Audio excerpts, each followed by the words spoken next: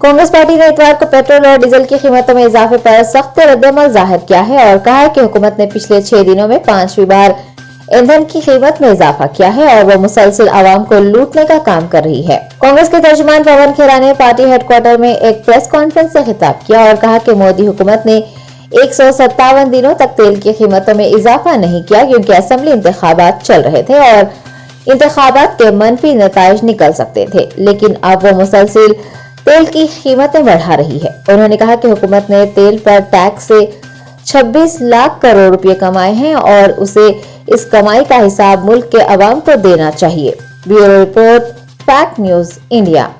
छठे दिन में 5वीं बार पेट्रोल और डीजल की कीमतें बढ़ी हैं और जो भक्तजन हैं वो बड़े खुश हो रहे हैं कि आज 80 पैसे नहीं बढ़ा, आज 85 पैसे बढ़ा है। उसमें भी वो खुश हो रहे हैं कि देखिए आज मोदी जी ने राहत दे दी, 80 पैसे नहीं बढ़ाया, सिर्फ 50 पैसे बढ़ाया। और धन्यवाद है राहुल गांधी का कि अगर चुनाव प्रचार में उन्होंने ये नहीं कहा होता कि चुनाव खत्म होते ही दाम बढ़ने वाला है तो बढ़ जाता, क्योंकि राहुल गांधी ने कह दिया दाम बढ़ने वाला है तो थोड़े दिन और डिले कर दिया, थोड़ी राहत आपको मिली। लेकिन आज जो हो रहा है, अंतर्राष्ट्रीय मूल्य कम हो तब भी बढ़ेंगे, अंतर्राष्ट्रीय मूल्य बढ़ जाएं तब भी बढ़ेंगे। 157 दिन नहीं बढ़ेंगे क्योंकि चुनाव में व्यस्त हैं साहब और उनको डर है कि वोट नहीं मिलेंगे अगर कीमतें बढ़ गई तो 26 लाख करोड़ का हिसाब तो दीजिए जो आपने एक्साइज के माध्यम से कमाया है।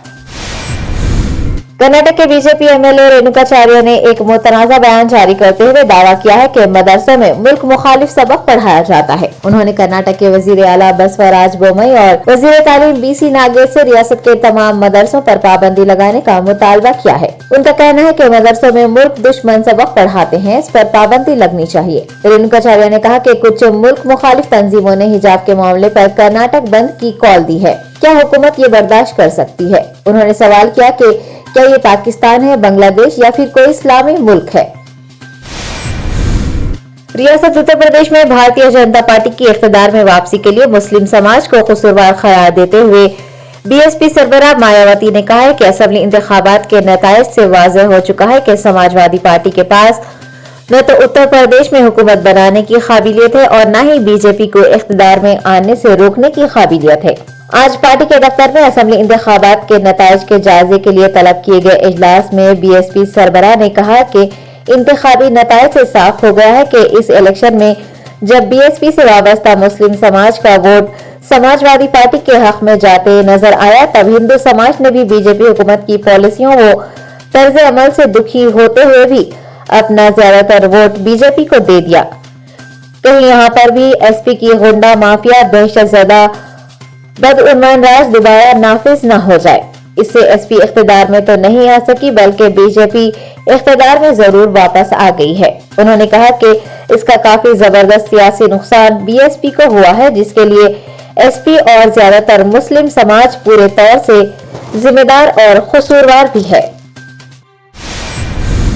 हिंदुस्तानी खातून क्रिकेट टीम जनूबी अफ्रीका से हारकर आज सेमीफाइनल से बाहर हो गई है। हिंदुस्तानी खातून क्रिकेट टीम इतवार को आखिरी गेंद तक मुकाबले में डटी रही, लेकिन 3 विकेट से हारकर आईसीसी खातून वर्ल्ड कप के सेमीफाइनल में जाने से महरूम हो गई है। हिंदुस्तान ने 50 ओवरों में 7 विकेट पर 274 रन बनाए, जबकि जनूबी अफ्रीका ने 50 ओवर्स में 7 विकेट पर 275 रन बनाकर सनसनीखेज फतह दर्ज करवाई और सेमीफाइनल में दाखिल हो गई।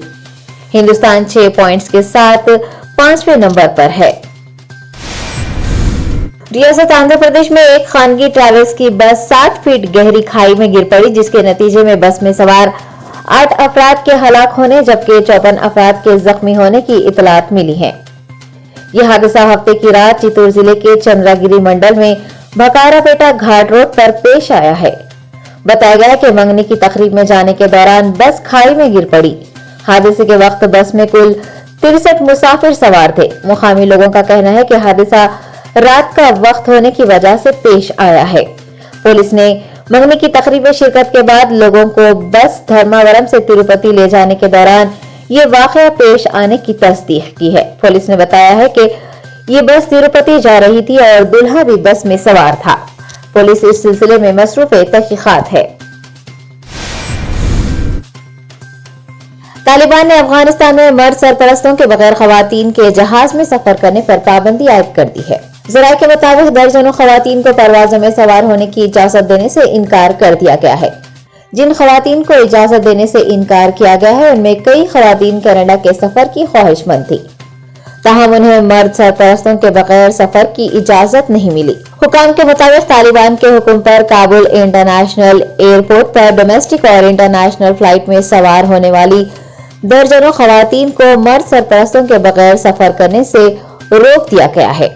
अब वही खवातीन सफर कर सकेंगी जिनके साथ उनके मर्द सरपरस्त होंगे।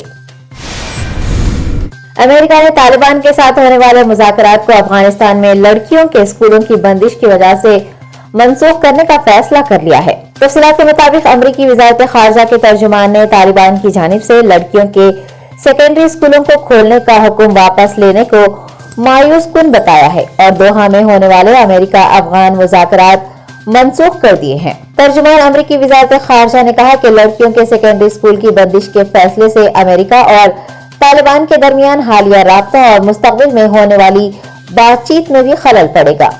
उन्होंने कहा कि लड़कियों के स्कूलों को खोलने के फैसले की वापसी से तालिबान के सिर्फ अमेरिका नहीं बल्कि दुनिया भर के ममालिक से ताल्लुकात खराब हो जाएंगे। आपको बता दें कि दोहा में तालिबान के आला हुकाम के साथ अमेरिका और वर्ल्ड बैंक के नुमाइंदों की मुलाकात तय हो चुकी थी, जिसमें जंगज़दा मुल्क के अवाम को दवाएं, खाने पीने की अशिया और माली इमदाद की फराहमी के रूट मैप पर बातचीत होने वाली थी। आपको याद दिला दें कि तालिबान ने अफगानिस्तान में हुकूमत कायम करने के 7 माह बाद लड़कियों के सेकेंडरी स्कूल 23 मार्च को खोल दिए थे, ताहम उसी रोज दोबारा स्कूलों को हुक्म सानी तक बंद कर दिया गया।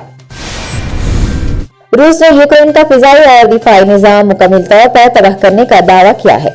जराये के मुताबिक रूस ने यूक्रेन में फौजी ऑपरेशन का पहला मरहला मुकम्मल करने और यूक्रेन की फिजाइया और दिफाई निजाम मुकम्मल तौर पर तबाह करने का दावा पेश किया है। रूसी मुसल्लह अफवाज के जनरल स्टाफ ने मॉस्को में एक प्रेस कॉन्फ्रेंस की और बताया कि यूक्रेन की फौज के पास कोई मुनज़्ज़म ज़खायर बाकी नहीं रहे, जबकि रूस ने इंसानी बुनियादों पर कई राहदारियां खोली हैं। उन्होंने कहा कि 4,20,000 शहरियों को यूक्रेन और डोनबास से रूस मुंतकिल किया गया है, जबकि कैफ और दीगर इलाकों में 5,000 टन हंगामी इमदादी सामान भेजा गया है।